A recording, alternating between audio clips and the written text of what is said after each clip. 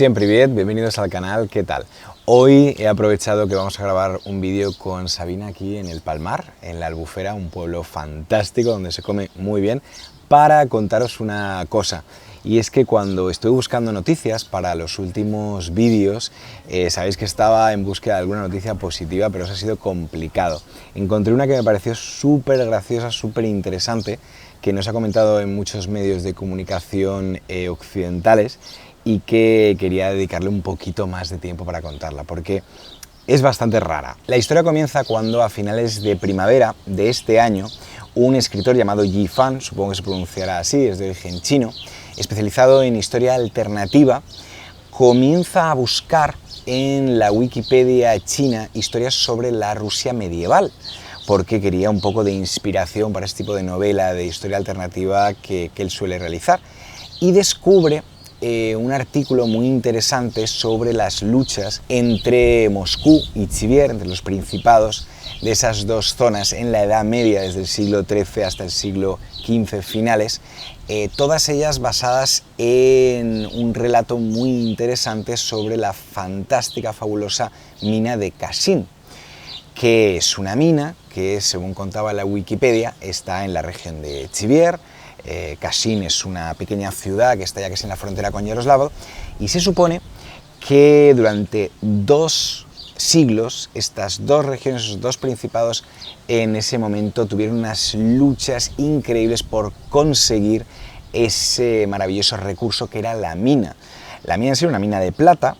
que tenía unos 10.000 trabajadores contratados y hasta unos 30.000 esclavos, y prácticamente era la mina más grande de toda la historia de la humanidad. Seguro que era una de las fuentes de ingresos más poderosas de la Edad Media.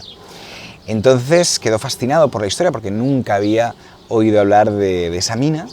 y tampoco conocía estas guerras entre Moscú y Tver por el control de esa plata. Así que empezó a leer, se empezó a ir a muchos artículos sobre la vida de los ingenieros que trabajaron en esa mina, de la gente que estuvo ahí, de los duques, de los príncipes o knyazes. Pero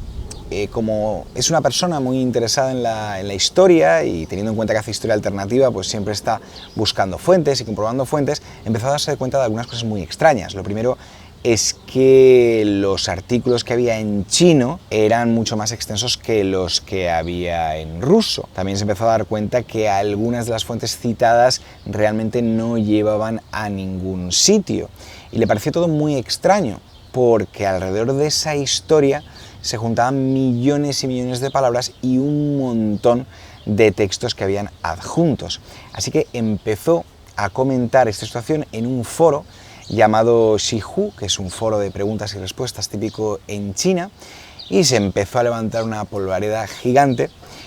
Muchos historiadores empezaron a decir que esa mina ni siquiera había existido, que esas rivalidades entre Moscú y Tver efectivamente habían ocurrido y durante 2 siglos, pero estaban más relacionadas con conseguir el favor de los tártaro-mongoles y con las rivalidades entre las típicas familias que empiezan a repartir territorios a sus hijos y a sus nietos, y luego pasa lo que pasa.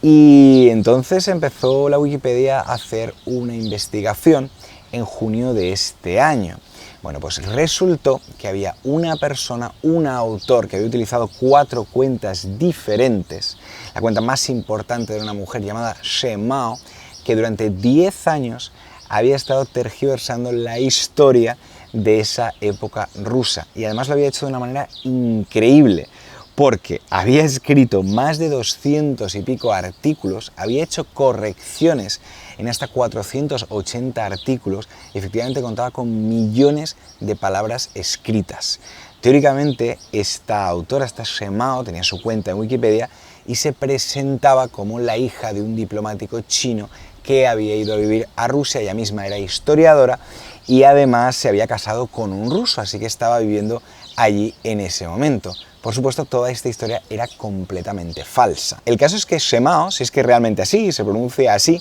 es una mujer, es una ama de casa china de una familia de clase baja que estaba muy interesada en la historia y que simplemente había querido rellenar algunas páginas de la Wikipedia china que pensaba que estaban vacías. El caso es que empezó por embellecer algunas historias relativas a la dinastía Qing, y después empezó a interesarse por la historia de Alejandro I, se dio cuenta de que la Wikipedia de China no reunía demasiada información sobre este zar ruso y empezó poco a poco, parece que esta es la teoría que más se ha extendido, a hacer traducciones de la Wikipedia rusa a través de Google Translator y otros servicios de traducción automática para básicamente rellenar esos artículos en chino. Pero ¿qué pasa? Ya sabemos cómo son los servicios de traducción. Imaginaos cuando empezó hace 10 años y además con un idioma tan diferente como es el chino. El resultado no tenía ningún sentido. Así que ya sobre esos sentidos extraños que le iban dando al traductor, empezó a crear su propia historia, pero no solamente se dedicó a redactar esos textos que no tenían sentido, sino que empezó a llenar un montón de detalles, desde monedas que no existían y cómo se acuñaron con la plata procedente de esa fabulosa mina de Kashin, hasta cómo iban vestidos los rusos de aquella época, personajes ficticios a los que empezó a dotarles de sus propios artículos en Wikipedia alternativos, y no solamente se inventó personajes, sino que además se inventó eventos, algunos de ellos delirantes, la gran batalla de Tumien de 1607, el gran levantamiento tártaro, y los rellenó con personajes e historias paralelas. Según sus propias palabras, cuando empezó a modificar esos artículos, llegó un punto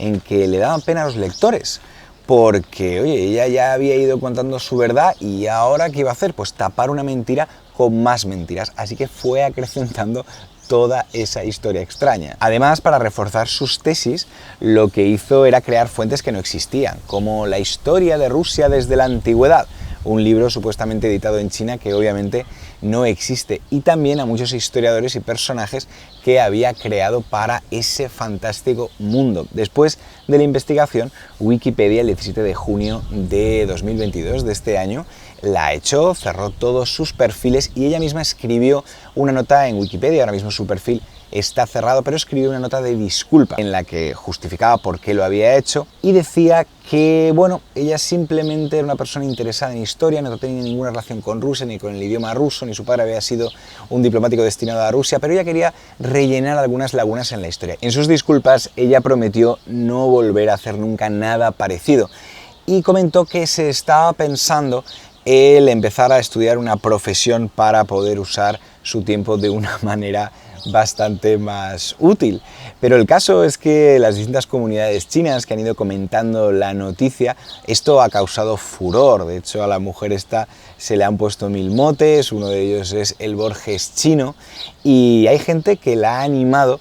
a que, oye, dado que de algo tan absurdo como una mina fantástica gigante en Kashin, que prácticamente era una ciudad y que movió la economía rusa en esos años, se inventó una historia paralela fantástica, pues que debería plasmarlo en novelas y en libros y en seguir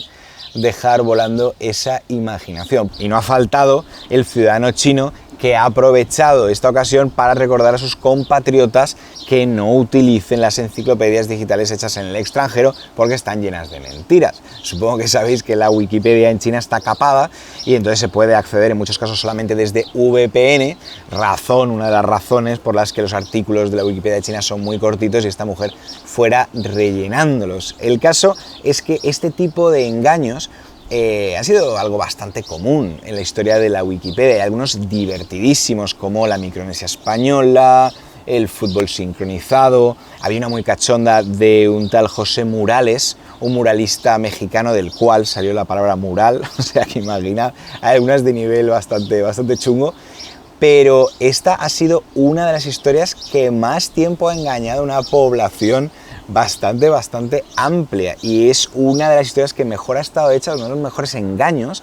porque el lenguaje que utilizaba Shemao era muy realista, era muy seco, de historiador, típico de autor de Wikipedia, y con tantos enlaces, con tantas conexiones, no era tan fácil, incluso para un escritor de historia alternativa, descubrir en primer lugar que toda esta historia era una invención. Yo en todo caso os recomiendo, si queréis tener un poco más de información, podéis ver el artículo de Sixth Tone, que es una revista china escrita en inglés, de donde casi todas las fuentes sobre esta historia han aparecido. Es cierto que yo he ido a ver otras fuentes rusas que han ido investigando y traduciendo toda la información que salía, porque la mayoría de los medios no han dado todos los detalles, pero bueno, también os aconsejo que veáis estas listas de falsificaciones de la Wikipedia porque son realmente divertidas. Y bueno, voy a acabar con esta pequeña noticia, si se le puede llamar así, o este comentario a una historia muy cachonda. Bueno, que lo paséis bien, seguiremos hablando de cosas más serias el próximo día. Acción para acá.